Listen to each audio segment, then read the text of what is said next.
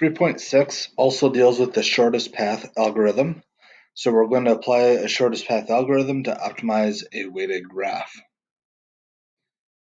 So what if we didn't need to visit every vertex and return to the starting point, like in the traveling salesperson problem, but instead you only needed to find the shortest path from one vertex in the graph to another?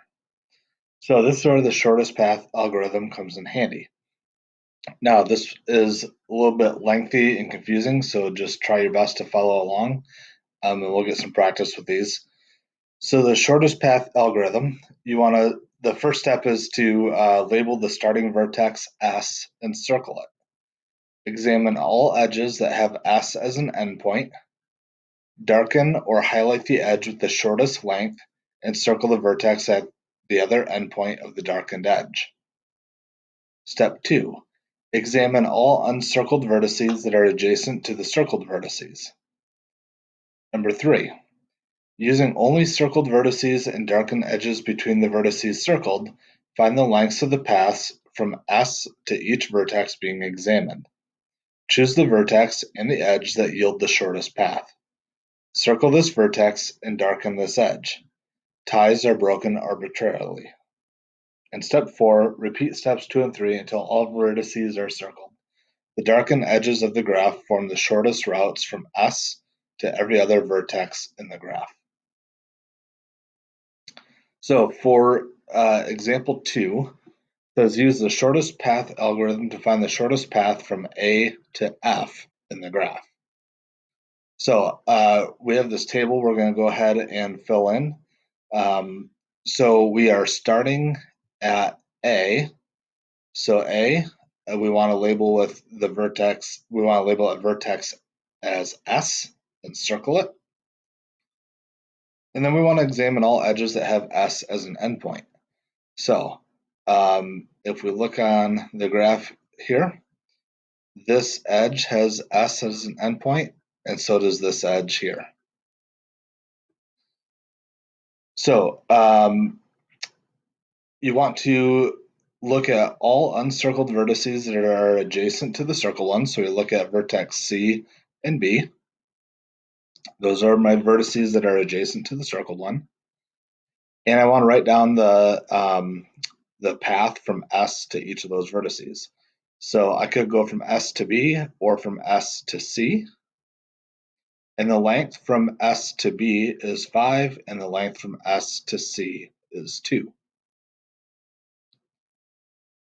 So we want to choose the vertex and the edge that yield the shortest path. So the shortest path is 2. 2 is less than 5, which means that I want to circle C and darken the edge from S to C. Now, I don't think I have this circled. Oh, yep. Yes, I do. All right, so now I need to redo steps 2 and 3 again. So examine all uncircled vertices that are adjacent to the circled ones. So adjacent to S is still vertex B. And again, SB has a length of 5. And then I also have vertices that are adjacent to C. So I could go from C to B. I could go to D or to E. So my total path starting from S could be SCB, SCD, or SCE. And the lengths of those end up being 4, 6, or 8. Notice this is the length of the entire pass. So for this 4, for example, that's the shortest one.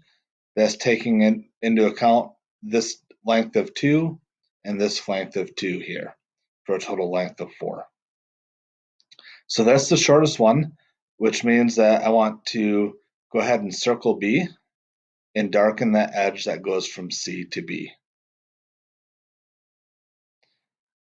Now again, we're going to examine any adjacent vertices that are uncircled that are adjacent to circled vertices.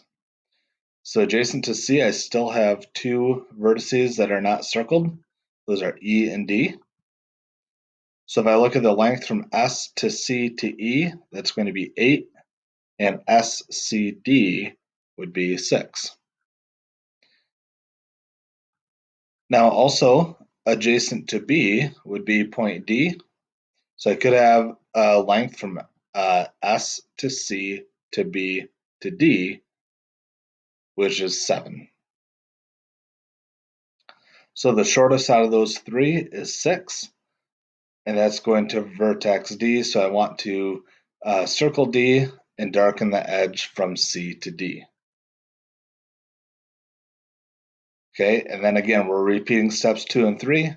So points, vertices that are adjacent to C, the only one I have left that's uncircled is the point E, or vertex E. So S to C to E has a length of 8. Adjacent to D would be, there's two uncircled ones, E and F. So SCDE and SCDF have lengths of 11 and 10. And if we look at those, that means that 8 ends up being the shortest one. So I want to go ahead and circle E and darken that edge from C to E. And again, repeat steps 2 and 3 again. So now once E is circled, the vertices adjacent to E that are uncircled would just be point F. So SCEF has a length of 11. The vertex adjacent to D that's uncircled is also F. So I could say SCDF is 10. 10 is the shorter one. So I want to circle F and darken from D to F. And that gives me my shortest path. My shortest path is 10, and it's going from S to C to D to F.